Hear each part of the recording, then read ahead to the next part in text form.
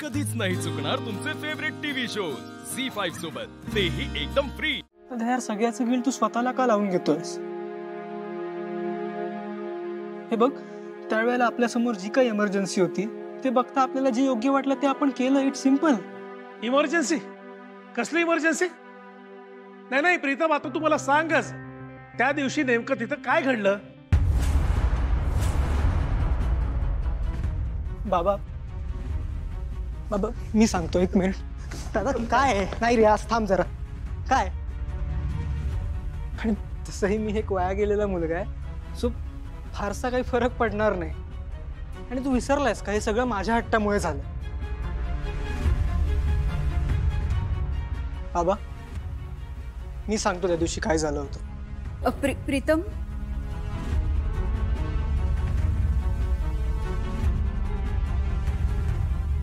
मी force केला दादाला हरीशच्या जागी उभं राहायला। हरीशच्या जागी म्हणजे? हरीश तर त्या दिवशी शूटिंगला आला होता ना? हो आला होता, मग? पण शूटला 5 मिनिट बाकी असताना तो अचानक कुठेतरी गायब झाला। कुठे गेला, कसा गेला, कधी गेला आम्हाला काहीच माहित नाही। आम्ही खूप शोधायचा प्रयत्न केला पण तो कुठेच सापडला नाही आम्हाला। बघ, वेळ निघून जात होता, हा तर शूट कॅन्सल करायला निघाला होता। बाबा हे प्रोजेक्ट मी लीड करत होतो। इतक्या वर्षांनी आईने पहिल्यांदा माझ्यावर विश्वास ठेवला होता। आणि असं नाहीये की आम्ही आईला कॉल नाही केला, आम्ही केला होता, पण आईच मीटिंग मध्ये होती। मग मीच भाग पाडलं दादाला हरीशच्या जागी मॉडेलिंग करायला।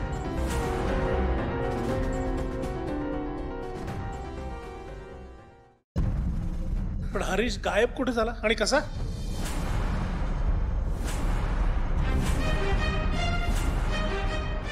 हरीशला बेशुद्ध करून गायब करण्यात आलं होतं। तो आम्हाला डायरेक्ट हॉस्पिटलमध्ये सापडला। हरीश, तुला बेशुद्ध कोणी केलं होतं?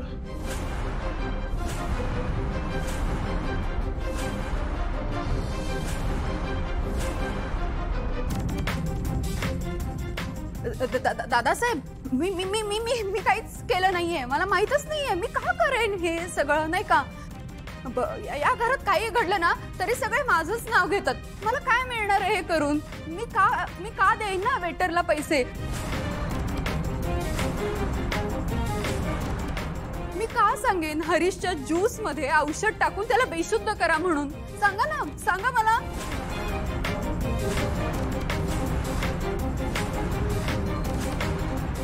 दादा, आता कळलं कोणी केलं होतं ते?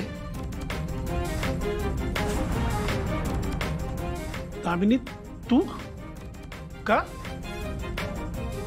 नाही दादा, बाबा काउंटडाऊन सुरू झालं होतं, वेळ निघून जात होता आणि आपल्या क्लायंटचं पण हेच म्हणणं होतं की दादानी मॉडेल म्हणून उभं राहावं। आमच्याकडे दुसरा काही ऑप्शनच नव्हता।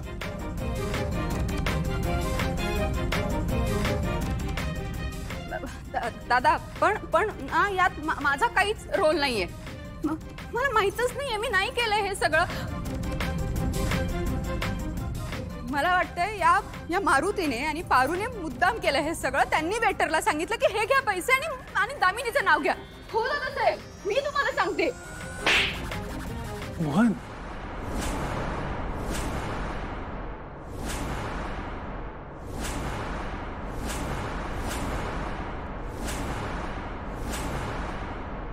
तुझ्यामुळे झालं हे सगळं आणि आता कांगावा करतेस? ऍड मधून मिळणाऱ्या प्रॉफिटचा 1% पारूला मिळणार होता। हे तुला सहन झालं नसतं ना, म्हणून केलंस नाही सगळं?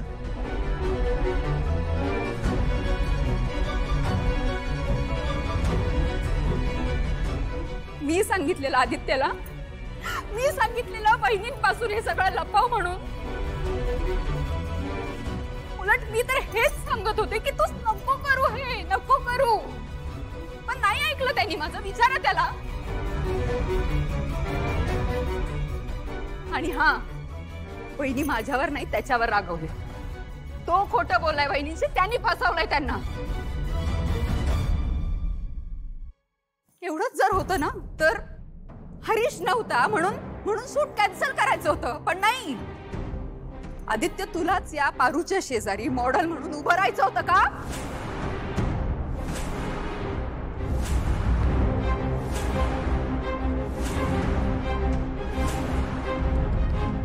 दामिनी, विषय भलतीकडे घेऊन जाऊ नकोस. ओळखतो तुला मी. तू काय चीज आहेस हे मला चांगलं माहिती.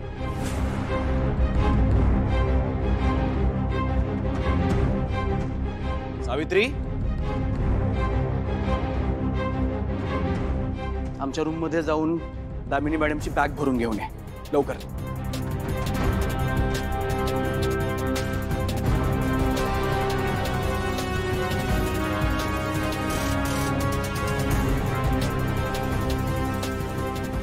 मारुती दादा, या तुम्ही.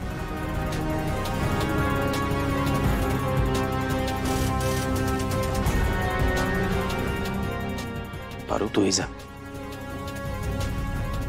हरीश, प्लीज.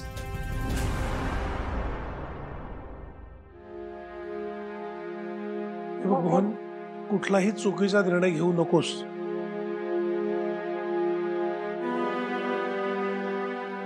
आणि आदित्य, एवढं सगळं घडल्यानंतर शूट कॅन्सल करायला हवं होतंस तू,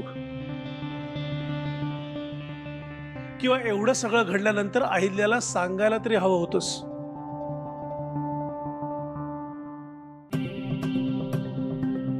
मी बोलतो अहिल्याशी, प्रयत्न करतो तिला समजवण्याचा. प्लीज बाबा.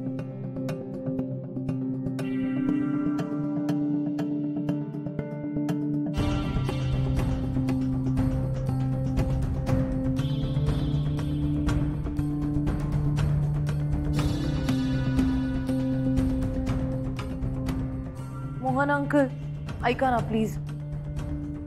मला काय वाटतं, दामिनी आंटींची नसेल या सगळ्यात चूक. आय मीन, त्यांनी हे सगळं केलंय असं त्यांच्या अगेन्स्ट आपल्याकडे सॉलिड प्रूफ नाहीये ना. मग आपण फक्त ते स्पॉट बॉयचं ऐकून त्याच्यावर कसा विश्वास ठेवायचा?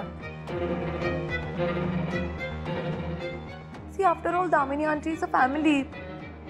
नाही दिशा, हिच्या डोक्यात ना नेहमीच काहीतरी वाईट शिजत आलंय. आजवर बऱ्याच वेळा मी दुर्लक्ष केलं.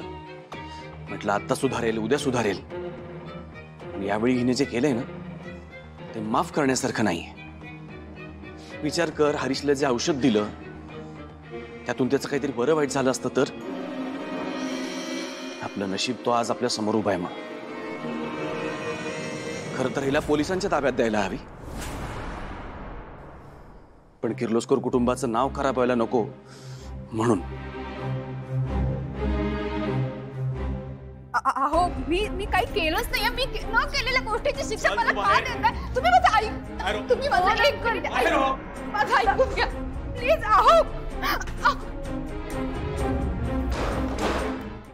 झी5 ॲप डाउनलोड करा आणि पहा सर्व एपिसोड्स एकदम फ्री.